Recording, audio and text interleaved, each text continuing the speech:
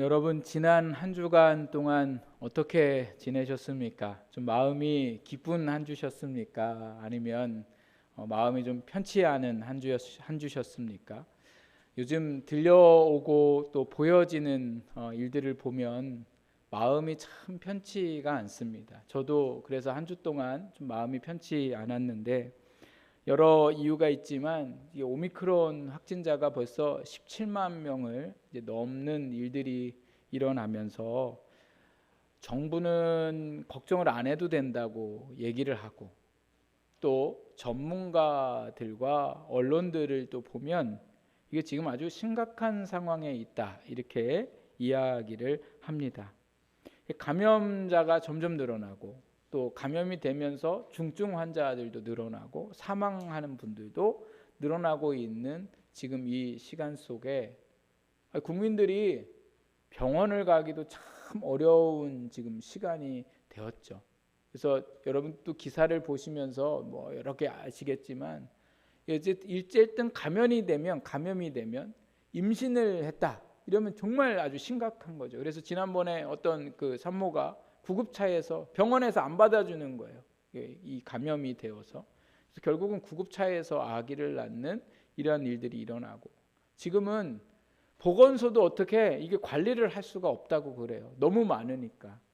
지금은 자기가 감염이 됐으면 다른 사람한테 자기가 가르쳐 줘야 되는 시간이 되었고 집에서 그냥 격리하면서 감기약이나 해열제나 뭐 이렇게 먹으면서 그냥 그 시간을 지내야 하는 그러한 시간들이 되었습니다.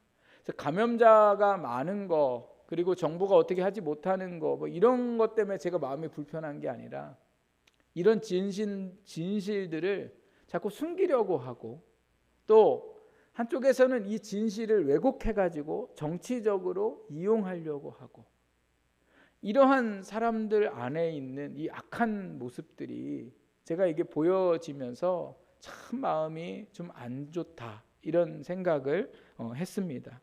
대통령 선거도 마찬가지인데요.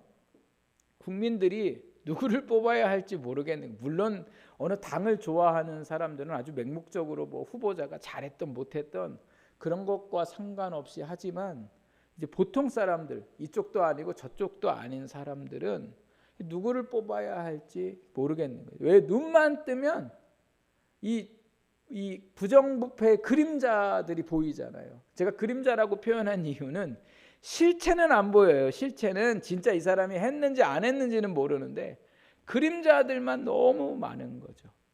근데 이게 그림자가 잘못되고 거짓된 거면 괜찮지만 이게 아무리 봐도 저게 정말 문제가 없을까 하는 마음들이 우리 안에 있으니까. 그런데 이 유력한 후보자들은 다 자기 책임은 또 아니래요. 다 오히려 반대 사람들 책임이라고 서로 밀어대고 지금은 이게 한 사람은 더 많이 나와야 되는데 못 나오니까 잘 나온 사람이라도 지금 주저앉히려고 하고 그래서 또 주저앉혔어요. 자꾸 그림자들을 얘기하니까. 그리고 나서 또 주저앉아 있는 사람은 어떻게든지 또 거기를 탈출하려고 하고 그런 방법들이 바로 뭐냐면 서로를 비난하는 거죠. 이게 바로 뭐예요? 인간의 악함이죠. 악함. 죄악으로 인하여 보여지고 있는 그러한 현실들이에요. 그러니까 세상에 돌아가는 일들을 보면요. 이 세상이 얼마나 악한지, 사람이 얼마나 악한지 꼭 사람을 죽이고 막 이렇게 해야 이게 악한 게 아니라요. 지금 이 일들이 너무 악한 거죠. 제가 마지막으로 아주 너무 충격을 받은 기사가 있는데 여러분 용서하고 들으세요. 친아빠가 30대 이제 중후반인데 에이즈가 걸렸어요. 에이즈가. 본인이 에이즈가 걸린 걸 알면서도 불구하고 이 성욕을 어떻게 참지를 못해서 8살 된 딸 아이를 성폭행을 했어요. 다행히 딸 아이는 에이즈에 걸리지 않았는데 이게 도대체 제가 이 기사를 보면서 막 구역질이 나고 정말 또 제 안에 이러한 이 악함과 이 사람의 악함 이런 것들을 생각하면서 너무 이게 이 마음이 이게 즐겁지가 않은 거죠. 즐겁지가 않은. 이러한 사건들 말고도 우리 안에 지금 일어나고 있는, 우리 주변에 일어나고 있는 이 무서운 일들, 왜 이런 일들이 이 무섭게 일어나고 있을까? 여러분, 그거는 여러 이유가 있겠지만 오직 한 가지예요. 우리가 죄인이기 때문에 그래요. 인간의 죄가 무서운 세상을 만들고 있더라는 거죠. 근데 지금 저희가 살아가고 있는 이 시대의 여러 특성들 중에 하나가 전문가들이 얘기하는데 그게 바로 뭐냐면 종교의 필요성을 느끼지 못하는 시대예요. 어려웠을 때, 저희가 어려웠을 때에는 하여튼 뭐든 붙잡고 그걸 신으로 섬기면서 그거를 의지하고 이렇게 살았다면, 지금은 이런 종교가 아니라 새로운 종교들이 나온 거죠. 새로운 종교들, 컴퓨터. 그러니까 종교가 필요 없는 시대가 되는 거예요. 심지어 예수님을 믿었던 국가의 이제 나라의 이제 그게 기독교였던 나라들도 지금 예수님을 안 믿는 사람들, 교회를 떠나는 사람들이 엄청 많아졌고, 심지어 그 나라에 오히려 이슬람에 대한 이런 문화가 들어와 가지고요, 하나님을 부정하고 살아가는 일들이 지금 많이 일어나고 있고, 저희 지금 나라도 마찬가지인 거죠. 물론 교회가 잘못하고 실망스러운 모습을 보여서 이러한 현상도 일어나지만 이 시대가 지금 그렇다는 거예요. 이 시대가 하나님을 의지하지 않고 하나님을 가까이 하지 않는 거죠. 그러면 어떤 결과가 일어나냐? 하나님을 가까이 하지 않으면 어떤 결과가 일어나요? 죄가 더욱 많아지는 세상이 되더라는 거죠. 죄가 더욱 많아지는 세상. 하나님을 의지하지 않으면 그 다음은 다 뭐예요? 죄 속에 살아갈 수밖에 없는 게 우리의 현실입니다. 그러니까 딱 두 가지예요. 하나님을 섬기든 아니면 사탄의 지배 아래 죄의 종노릇하며 살든, 인간은 딱 이 두 가지 영역에서 살 수밖에 없더라는 거예요. 근데 지금 이 시대가 이렇게 악하고 무서운 이유는 어디에 있더라고요?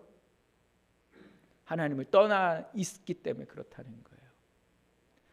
이게 교회를 왔다고 해서 하나님 안에 산다는 거 착각하면 안 됩니다, 여러분. 하나님을 믿는 믿음 가운데, 그 하나님을 의지하고 살아가는, 그리고 그 말씀을 믿는 믿음 가운데 살아갈 때에 그게 하나님 안에 사는 거지, 그냥 교회만 왔다 들어갔다 나갔다 한다고 해서 그 사람이 죄 아에서 자유로울 수 없더라는 거예요. 죄가 아닌 세상이 되어버렸어요. 죄를 죄라고 얘기하면 그 죄라고 말하는 사람이 문제 있는 사람으로 이 세상이 지금 그렇게 변해 버렸더라는 겁니다. 마치 우리의 시대는 성경 말씀에 보면 사사기 시대와 똑같습니다.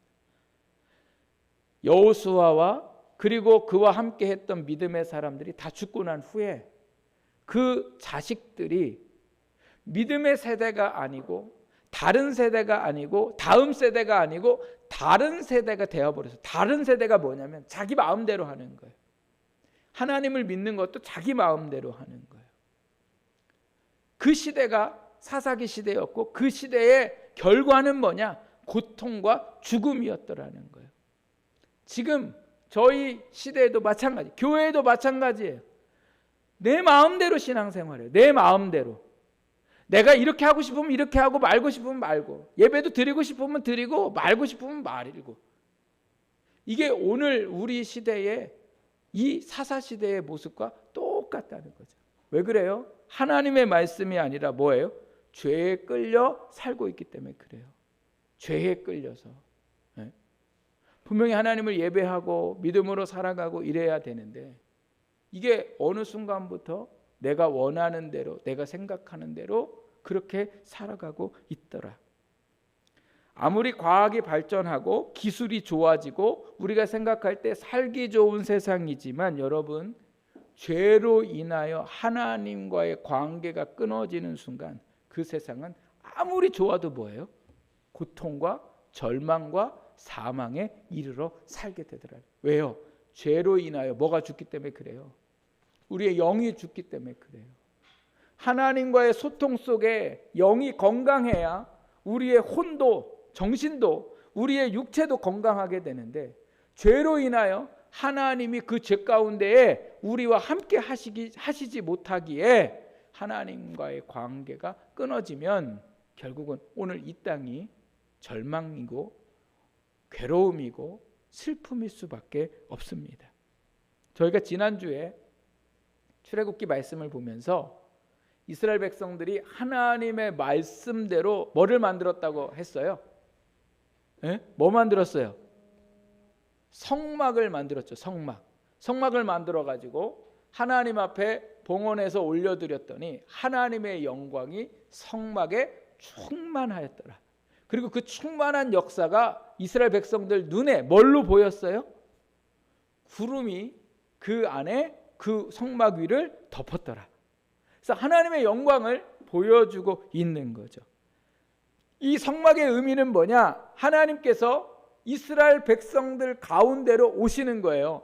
죄인인 이스라엘 백성들 가운데에 거룩한 하나님이 오시는 거예요. 그런데 거룩한 하나님은 죄인들과 함께 하실 수가 없으세요. 그렇기 때문에 이스라엘 백성들과 함께 하시기 위해서 성막을 만들어 놓고 성막 앞에서 하나님 앞에 제사를 드림으로 그들의 죄가 하나님이 그들의 죄를 씻으시고 그 안에서 이스라엘 백성들과 함께 살아가시는 역사가 일어나게 되는 거죠. 하나님이 함께 하셔야 광야의 삶을 살 수 있다고 그랬잖아요. 하나님이 함께 하실 때에 하나님이 광야의 삶을 뭐 하셨어요? 낮에는 구름 기둥으로 밤에는 불 기둥으로 어떻게 하셨어요? 그들을 보호하시고 그리고 또 한 게 뭐예요? 하나님이 그들의 삶을 뭐예요? 인도하셨다는 거죠. 그러니까 여러분 하나님이 우리의 삶 가운데 들어오셔야 우리의 삶을 보호하시고 우리의 삶을 이 광야 같은 세상에서 인도하시는 줄 믿습니다. 그래서 성막이 필요하다니까요. 성막. 그 성막의 첫 번째 제일 중요한 게 뭐예요? 죄인된 백성들의 죄를 씻어준다. 성막 앞에 나와서 제사를 드리도록. 그래서 그 제사를 하나님이 말씀해 보면 5가지 제사를 말씀하셨어요. 5가지 제사. 그래서 어떠한 일들이 있을 때에 그 제사의 5가지 제사에 맞게 하나님 앞에 나와서 영광도 올려드리고 헌신도 하고 죄사함도 받는 속죄제도 드리고 뭐 여러 문제가 있을 때마다 여러 감사한 거 있을 때마다 하나님 앞에 제사하러 나오면 제사하는 사람이 제일 먼저 하는 게 바로 뭐냐면 자기의 죄를 하나님 앞에 씻음을 받고 그 다음 제사를 드리도록 하신 거죠. 그런데 오늘 우리가 읽은 이 말씀은요, 하나님이 성막에서 5가지 제사를 드리도록 말씀을 하셨는데도 불구하고 이스라엘 백성들에게 또 한 가지 제사를 드리도록, 그 제사는 5가지 제사는 필요에 따라 하나님 앞에 드리는 그 제사라면 이 오늘 우리가 읽은 이 말씀 속죄제의 제사는 1년에 한 번 이스라엘 백성들의 날짜로 7월 10일 날 정하셔서 그날 모든 백성들이 모여가지고 그 죄를 사함받는 날로 정하셨더라는 거예요. 그래서 그 죄를 씻어주시고 사해주시는 것을 뭐라고 표현하냐면 오늘 말씀해 보면 속죄 이렇게 말씀하고 있어요. 속죄가 저희가 오늘 읽은 이 말씀해 보면 무려 11번 정도가 나오거든요. 11번 정도. 이 속죄의 뜻이 뭐냐면 덮다라는 뜻이 있는 거예요. 덮다가 뭐예요? 죄를 하나님이 덮어주신다. 그러니까 우리가 아무리 더러워도 더러운 거를 덮으면 죄가 뭐예요? 보이지 않는 거죠. 그래서 덮어주세요. 그 다음 뜻이 바로 뭐냐면 진정시키다.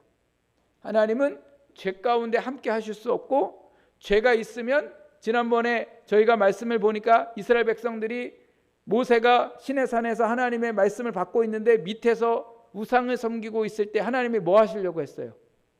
그들을 멸망시키려고 할 때에 모세가 뭐예요? 내가 너희의 죄를 속죄하기 위하여 하나님 앞에 올라가서 기도하겠다 이렇게 얘기하잖아요. 하나님을 진정시킨다는 의미가 있어요. 죄인들을 멸하시고 이런 것들을 하나님이 이스라엘 백성들이 속죄의 이 제사를 드릴 때 뭐 하신다고요? 진정하신다. 멸망하실 것을 멈추신다. 그리고 화해하다의 의미가 이 속죄에 들어 있어요. 누구와 누가 화해해요? 죄인된 인간과 하나님이 화해하는 거죠.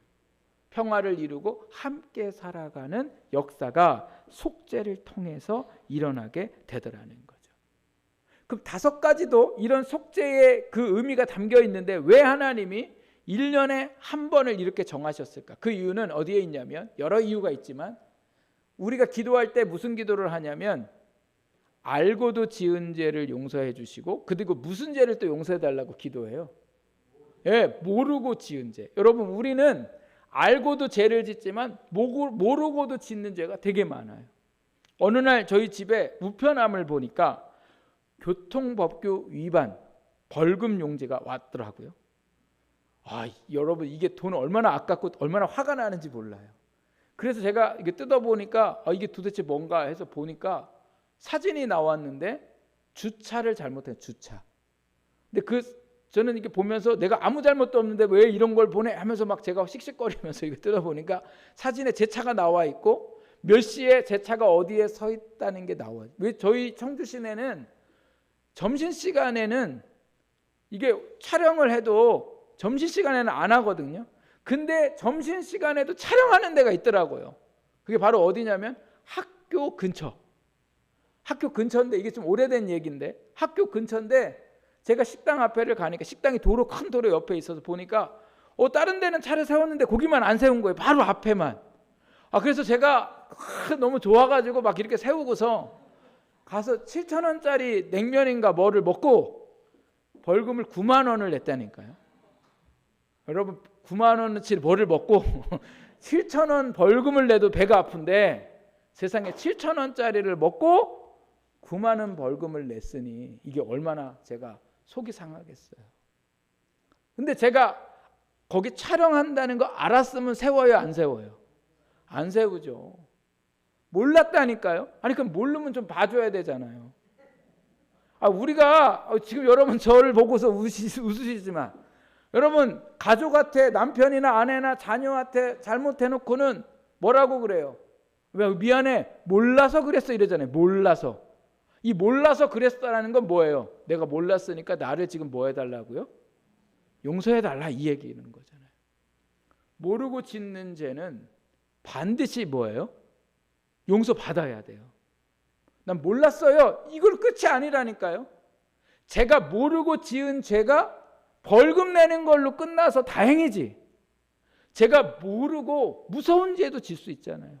광주에서 아파트가 무너졌을 때에 그 아파트를 짓던 사람들이 이 시멘트가 굳고 나서 그 다음에 올려야 되는데 이게 보통 이게 기준이 있는데 그 기준이 안 됐는데 이렇게 했잖아요. 그 사람들이 이러고 해갖고 사람 죽이려고 한 거예요. 괜찮을 거라고 생각하고 한 거예요.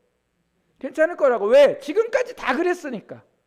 우리만 그런 게 아니라 다른 회사들도 다 일반적으로 그러니까 괜찮다고 했는데, 그게 알고 지은 게 아니라 그냥 생각지 못했던 이런 일들로 인해서 사람이 죽었잖아요.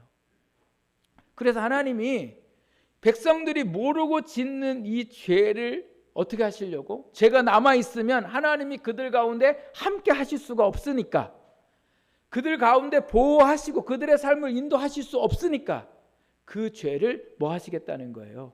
씻어 주시겠다는 거예요. 그래서 그것을 뭐라고 말씀하고 계세요? 영원히 지킬 규례라, 이렇게 얘기해요. 너희가 이것을 1년에 잃어버리지 말고 꼭 해야 된다는 거죠. 꼭 해야 된다. 이건 그 날의 중요함의 의미가 아니라 뭐가 중요해요? 죄가 씻음 받아야 하나님의 백성이 되고 하나님이 너희 가운데 역사하시겠다라는 거예요. 그래서 죄를 없이 하려고 속죄일을 만드셨어요. 근데 이 속죄를 하는 데에 필요한 3가지를 오늘 말씀하고 있는데, 첫 번째, 그게 바로 뭐냐? 속죄 제물이 있어야 돼요. 자, 우리 여기 25절 말씀에 보면요, 이렇게 말씀하세요. 속죄 제물의 기름을 제단에 부사르고. 속죄 제물, 인간의 죄를 대신해서 씻음 받게 하는 짐승이 필요하다는 거예요. 죄를 지으면 사람은 뭐 한다고요?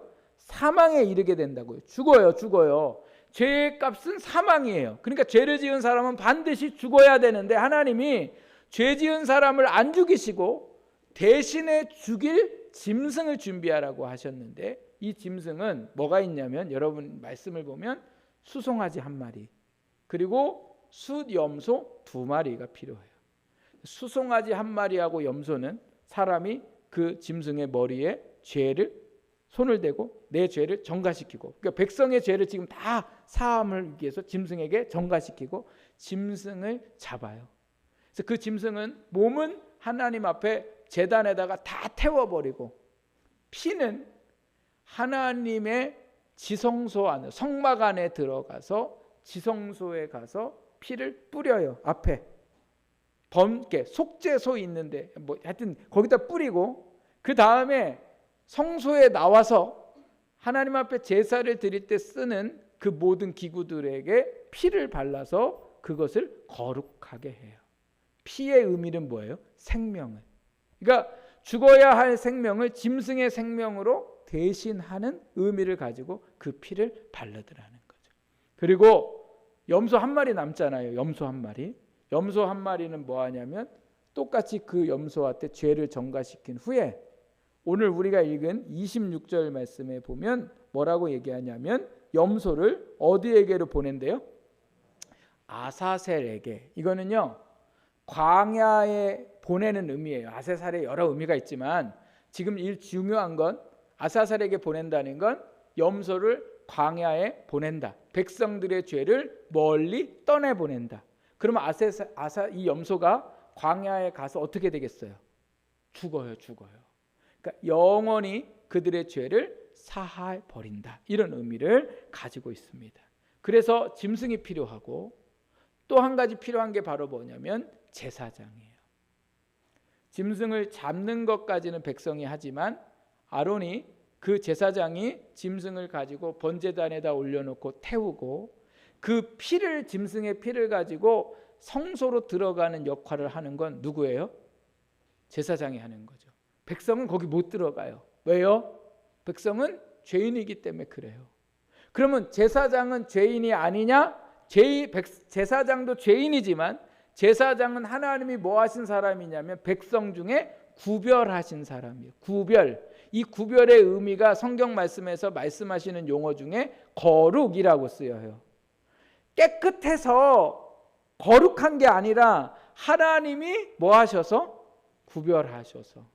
그래서 하나님이 그 제사장을 통해서 하나님 앞에 나와서 그 일들을 행하도록 하신 거고, 그리고 나서 세 번째 필요한 게 바로 뭐냐면 오늘 여기 29절 말씀에 보면 너희는 영원히 이 규례를 지킬지니라. 7째 달 그 달 10일에 너희는 스스로 괴롭게 하고.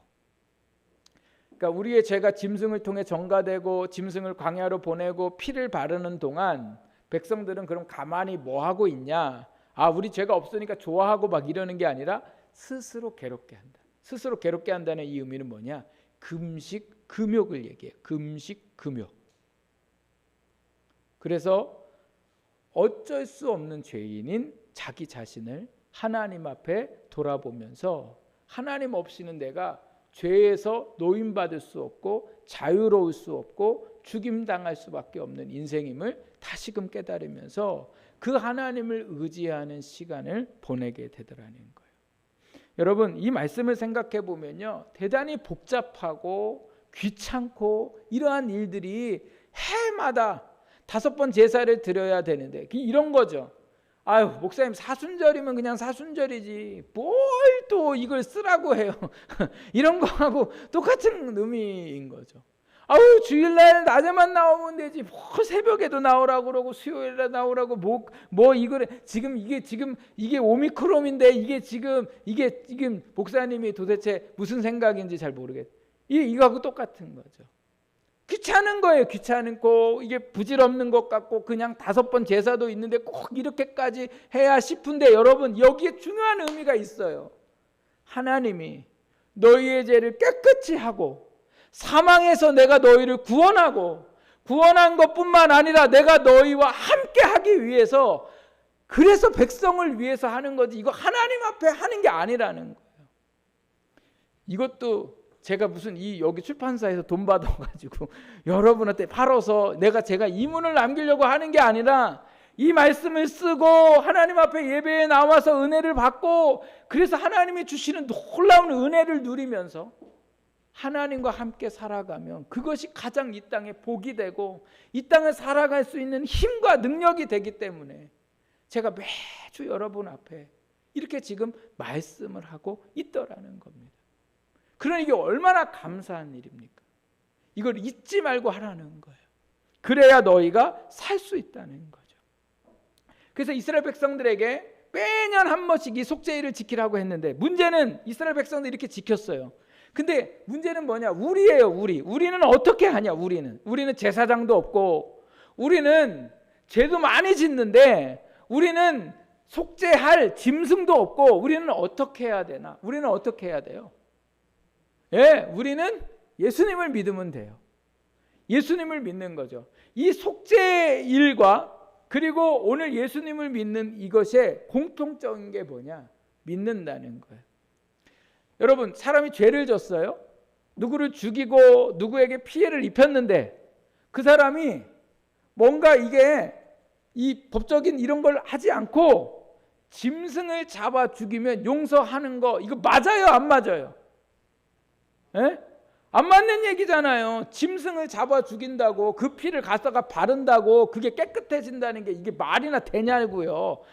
교도소에 들어가든지 뭘 하든지 막 이렇게 해야 되는데 그렇게 안 되는데, 하나님이 그렇게 죄를 씻을 수가 말도 안 돼. 죄를 못 씻어. 그런데 하나님이 죄를 씻어 준다면 여러분, 그게 은혜예요? 아니에요? 용서를 못 받는데 나를 용서해 준다는 거, 이게 얼마나 크신 은혜냐는 거예요. 그럼 우리는 뭐예요? 그 말씀을 믿고 그대로 살아가면 되는 거예요.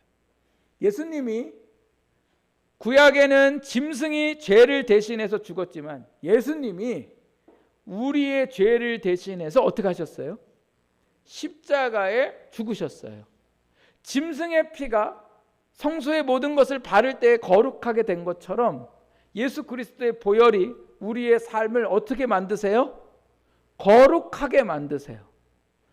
짐승이 아사셀 광야로 백성들의 죄를 짊어지고 나갔을 때에 백성들에게 죄가 떠났다고 믿었던 것처럼 예수 그리스도께서 십자가를 지시고 어디로 나가셨어요?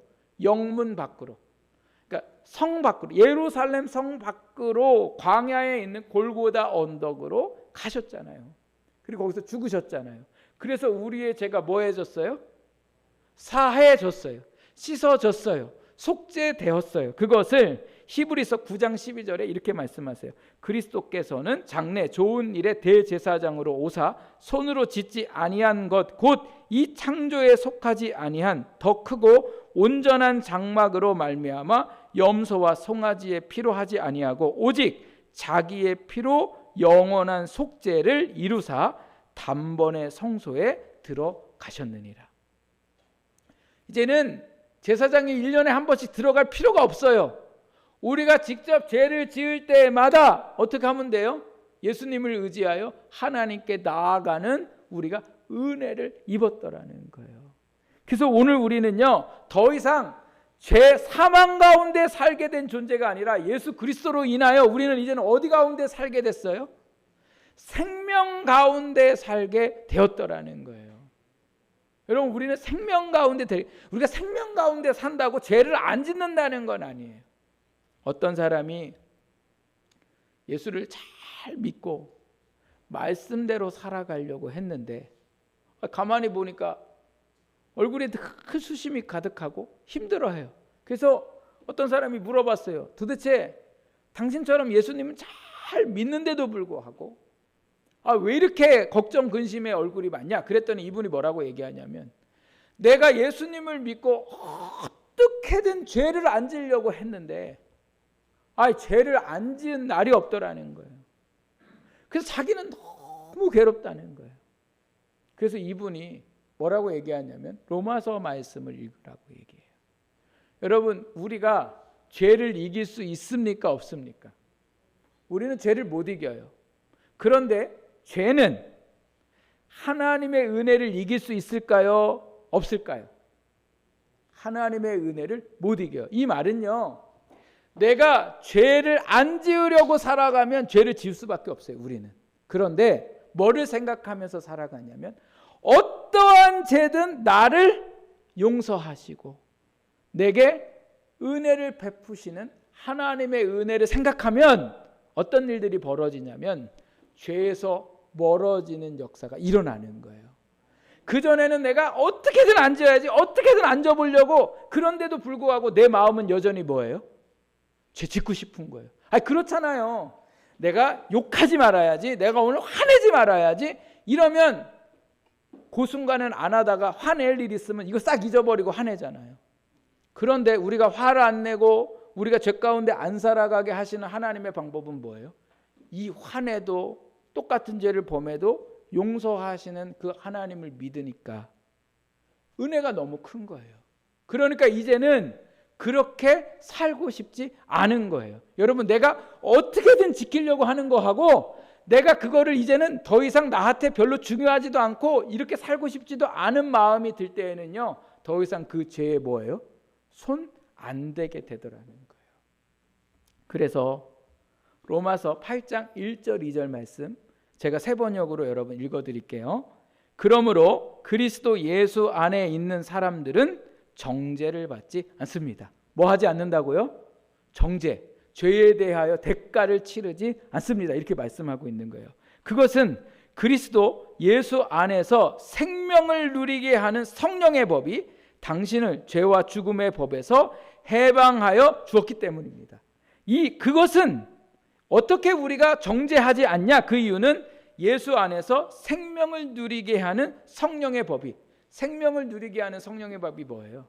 예수님이 우리의 죄를 뭐 하시는 거예요? 십자가에 지고 죽으시고 주님 앞에 나아가 우리의 죄를 회개하고 고백하면 우리의 죄를 용서하시고 여전히 우리를 사랑하시는 그것을 내가 믿으면, 성령의 법이 그거예요. 그것을 믿으면 어떤 일들이 일어나요? 우리 안에서 생명을 누리고 죽음의 법에서 뭐 하게 돼요? 해방하게 된다. 자유함을 누리게. 그래서 오늘 이 말씀에요. 속죄일은 어떤 날이냐? 아까 읽은 29절 말씀에 보니까 뭐라고 말씀하고 29절이 아니라 31절 말씀에 보니까 이는 너희에게 안식일 중에 안식일인즉 이렇게 말씀하세요. 안식일 중에 안식일은 안식일 중에 제일 뭐한 안식일? 좋은 안식일. 여러분, 안식이 뭐예요? 평안함을 누리고 사람이 기쁨을 누리고 너무너무 행복한 거예요. 근데 행복 중에 행복은 언제 누린다고요?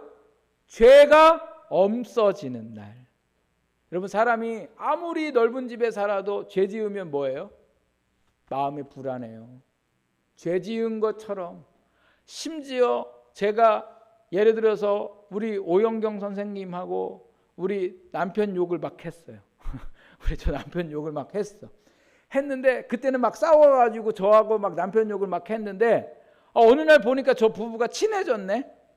친해지면 그때부터 불안해요, 안 불안해요? 제가 불안해요, 안 불안해요? 불안하죠. 왜 불안해요? 오영경 선생님이 남편한테 목사님도 당신 욕하더라, 이거 얘기할까 봐. 여러분, 죄가 있으면 사람이 뭐예요? 불안해요. 그 죄가 주님 안에 사해질 때에 어떠한 집에 있는 것보다 안식을 누려요. 기쁨을 누려요. 그러니까 하나님이 오늘 이거를 통해서 우리에게 안식을 주시려고 예수 그리스도를 보내셔서 우리를 뭐예요? 죄에서 자유하게 하셨다는 거죠. 제가 초등학교 4학년 때인가 5학년 때에 어머니가 이제 학교에서 우유급식을 먹는데 그때 한 2,500원이었나 그랬던 것 같아요. 우유급식이 맞나요? 하여튼 그래요. 달마다 2,500원을 저희 어머니한테 받아다가 우유를 사 먹어야 되는데 우유를 안 사 먹고 그냥 그걸 다 썼어요. 1년 동안 쓰고 나면서도 저희 어머니한테 타가면서도 제가 마음이 편안했을까요? 안 편했을까요? 안 편했죠. 늘 무슨 생각이 들어요? 이게 걸리면 어떡하지? 그러다가 걸렸어요. 제 동생한테. 저희 어머니한테는 안 걸리고 제 동생한테 걸리고 난 다음에 제 동생이 제가 괴롭히려고 할 때마다 뭐라고 얘기했겠어요? 엄마한테 잃는다, 엄마한테 잃는다. 이게요 1년을 그렇게 한 것 같아요. 1년을. 이 어린 마음에 이게 얼마나 이게 짐이고, 그러니까 그게 엄마한테 1년 동안을 그렇게 했다는 걸 알려지면 제가 생각할 때는 저희 어머니가 저를 때려서 집에서 뭐예요? 쫓아내겠죠. 저희 어머니 성격상 지금까지 제가 그때까지 본 저 어머니의 성격상 그러고도 남을 뿐이에요. 빨개 벗겨 갖고 밖에 내는다든가 그런 적은 없으셨지만 제가 죄가 되니까 그게 너무 부담이 되니까 그렇게 하실 것 같은 거죠. 그랬는데 제 동생이 막 저를 막 그걸로 막 재수없게 협박을 하니까 제가 나중에는 이게 견딜 수가 없는 거예요. 그래가지고 어느 날 저희 어머니한테 막 울면서 이제 그동안 저의 죄를 낱낱이 다 고백한 거죠. 제가 이렇게 했습니다. 막 이렇게 했습니다. 용서해 주십시오. 저는 저희 어머니가 저를 안 쫓아내도 때릴 줄 알았거든요. 안 때리시더라고요. 괜찮다고. 다음부터 그렇게 하지 말라고. 그래서 너무 쉽게 끝났어요. 너무 쉽게 끝나니까 정말 이 기분 여러분 안 해보시면 모르는데 한번 해보세요. 1년 동안 뭐 이렇게 하셨다가 너무너무 감사한 거예요. 때리지도 않고 욕하지도 않고 그냥 그 모든 거를 용서해 주시니까. 여러분 그 다음부터 제가 그런 일들을 할까요? 안 할까요? 안 해요. 왜요? 그 제가 너무 괴로운 걸 아니까. 네. 그 다음에 감당해야 될 게 얼마나 무서운 걸 아니까. 또 한 가지 뭐예요? 우리 어머니를 뭐 하지 못해요? 실망시켜드리지 않고 싶은 거예요. 저희가 중고등학교 때 여러 뭐 탈선한 일들이 많았지만 제일 중요한 건 뭐냐? 우리 어머니가 믿고 나를 위해 기도해주고 그 사랑이 너무 커서 탈선하고 싶다가도 그 사랑 때문에 못하는 거예요. 여러분 이게 바로 뭐예요? 어머니의 사랑을 알고 믿는 그 믿음이 생명의 법이 되는 거예요. 예수 그리스도의 생명의 법.